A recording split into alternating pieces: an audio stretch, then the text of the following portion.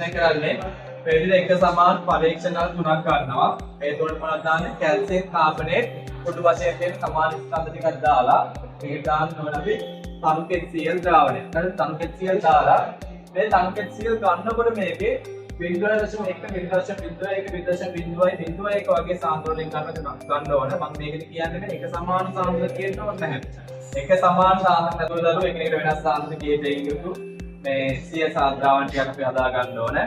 මේ සිය ද්‍රාවණ ටික දරුවෝ මේ වෙන වෙනම මෙන්න මේ පරීක්ෂණ වලට දාලා මෙන්න මේ ප්‍රතික්‍රියාව සිද්ධ වෙන්න ගතවන කාලය අපි මයින්ඩ් ඕනේ.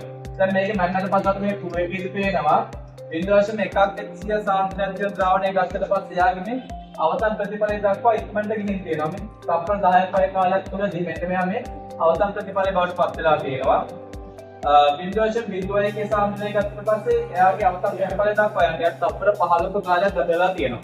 ඒ වගේම මේ 0.01 සාන්ද්‍රණයක් සියල් ගත්තට පස්සේ වගේ එයාට අන්තිම ප්‍රතිඵලය දක්වා යන්න තප්පර 20ක කාලයක් හිතන මේකේ වල ගන්න පුළුවන් මොකද තමයි ප්‍රතික්‍රියක වල සාන්ද්‍රණය වැඩි වෙන්න. මොකද එන්නේ මේ ප්‍රතික්‍රියාව සඳහා දායක වෙන මේ ප්‍රතික්‍රියක අනුමත තිබුණු ගැටීම් සංඛ්‍යාව වැඩි වෙනවා. දැන් සාන්ද්‍රණය වැඩි වෙන්න ප්‍රතික්‍රියකයේ තියෙන ප්‍රතික්‍රියක අතර තියෙන පුළුවන් ගැටීම් සංඛ්‍යාව වැඩි වෙලා මේ ප්‍රතික්‍රියාව අවසන් ප්‍රතිඵල දක්වා ඉක්මනට ගමන් ගන්න ප්‍රතික්‍රියාවක්. දැන් චාලක රසායනිකදී අපි දන්නවා මේ ප්‍රතික්‍රියා සම්පූර්ණ වෙන්න නම් ආකාර තුනක් නැත්නම් තෘප්ත කරන්න ඕන සාධක තුනක් තියෙන එකක් මොකද්ද? පළවෙනි එක තමයි අනිවාර්යයෙන් මෙන්න මේ ප්‍රතික්‍රියක අණු සංඝටනය වෙන්න ඕනේ. නැත්නම් දරුවෝ ඒ ප්‍රතික්‍රියක අණු අතර ගැටීම් ඇති වෙන්න ඕනේ. ඒ වගේම ගැටීම් ඇති වුණා ඇතිවිච්ච ගමනින් දරුවෝ ප්‍රතික්‍රියාව සම්පූර්ණ වෙන්නේ නැහැ. ඒක මොකද්ද ඕනෙන්නේ ඒකට? ප්‍රතික්‍රියාව අණු ගැටීම උණු පමණින් දරුවෝ ප්‍රතික්‍රියාව තම ප්‍රතිඵලය දක්වා යන්නේ නැහැ. ඒක ගැටෙන අණු දරුවෝ මොකද්ද?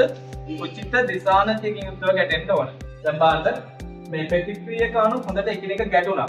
ඒ ගැටෙන අණු උචිත දිශානතියකින් ගැටුණත් දරුවෝ ඒ ප්‍රතික්‍රියාව අවසන් ප්‍රතිඵලය දක්වා යන්නේ මොකක් හින්දාද?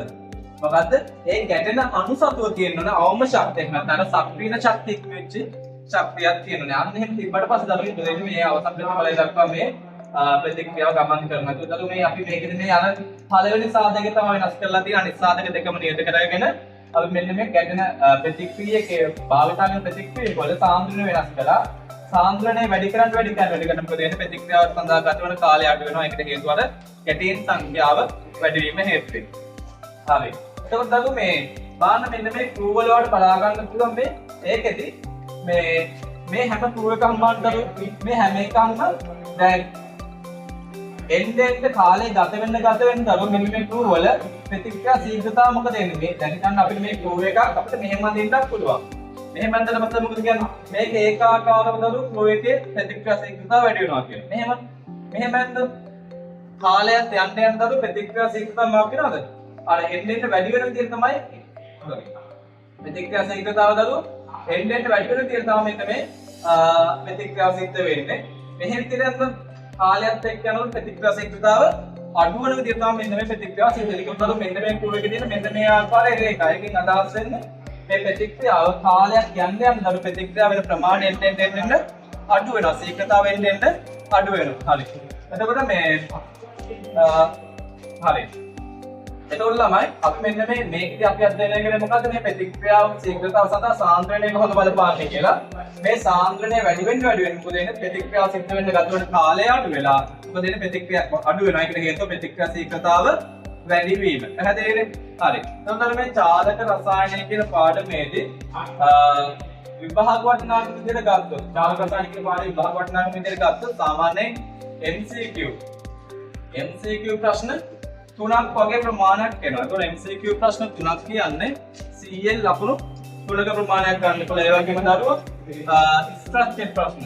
තුන්වෙනි ස්ට්‍රක්චර් ප්‍රශ්නේ දරුවෝ ලකුණු 5ක ප්‍රමාණයක් තියෙන තුන්වෙනි ස්ට්‍රක්චර් ප්‍රශ්න. මේකෙන් ගොඩාක් වෙලාට මේ සමතුලිතතාව ප්‍රශ්නත් එක්ක කලවම් කරලා තමයි මේ තුන්වෙනි ස්ට්‍රක්චර් එක හැදෙන්නේ. මේකෙන් ලකුණු 3.5 4ක් වගේ ආසන්න ප්‍රමාණයක් දරුවෝ මේ චාලක රසායනය කියන කොටසෙන් ඔයාලට ගන්න පුළුවන්. ඒ වගේම දරුවෝ මේක රචනා පේපරයටත් එනවා.